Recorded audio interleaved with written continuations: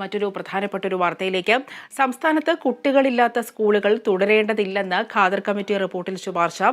സ്കൂളുകൾ അടച്ച് ഇതര ആവശ്യങ്ങൾക്ക് ഉപയോഗിക്കരുതെന്നും റിപ്പോർട്ടിൽ പറയുന്നു.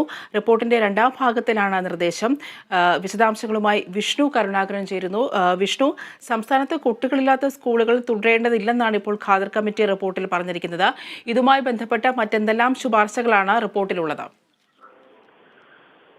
വിഷുപ്രിയ, കുട്ടികളില്ലാത്ത സ്കൂളുകൾ തുടരേണ്ടതില്ല എന്നുള്ളൊരു തീരുമാനമാണ് ഖാദർ കമ്മിറ്റിയിലെ രണ്ടാമത്തെ ഭാഗത്തിൽ പറയുന്നത്. ഖാദർ കമ്മിറ്റി റിപ്പോർട്ട് വ്യക്തമാക്കുന്നത് കുട്ടികളില്ലാത്ത സ്കൂളുകൾ ഇനി തുടരേണ്ട ആവശ്യമില്ല എന്നുള്ള ശുപാർശയാണ്.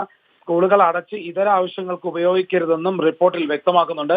ഇങ്ങനെയുള്ള സ്കൂളുകളുടെ കണക്ക് എടുക്കണമെന്നും പൊതുവിദ്യാഭ്യാസ വകുപ്പിന് നിർദ്ദേശം നൽകിയിട്ടുണ്ട്.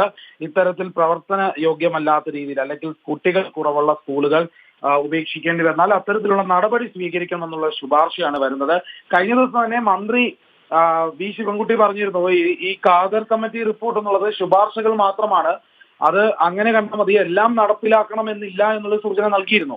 അക്കാര്യം വ്യക്തമാക്കിയിരുന്നു. അതുകൊണ്ട് തന്നെ ഈ റിപ്പോർട്ടുകളാണ്, അതായത് അന്വേഷണം നടത്തിയിട്ടുള്ള റിപ്പോർട്ടുകളാണ് ഇപ്പോൾ ഇത് വ്യക്തമാക്കുന്നത്. ഏതായാലും ഇത് നടപ്പിലാക്കണം എന്നുള്ള നിർബന്ധമില്ലെങ്കിൽ പോലും ഈ കാര്യം വളരെ ഗൗരവമുള്ളതാണ്.